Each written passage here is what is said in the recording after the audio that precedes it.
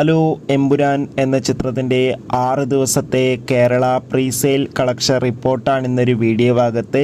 വീഡിയോയ്ക്ക് മുൻപേ video like ചെയ്യുക, ചാനൽ സബ്സ്ക്രൈബ് ചെയ്യുക. മാർച്ച് ഏപ്രിൽ മാസങ്ങളിൽ അങ്ങോട്ട് ധാരാളം ചിത്രങ്ങൾ OTT റിലീസ് ചെയ്യും.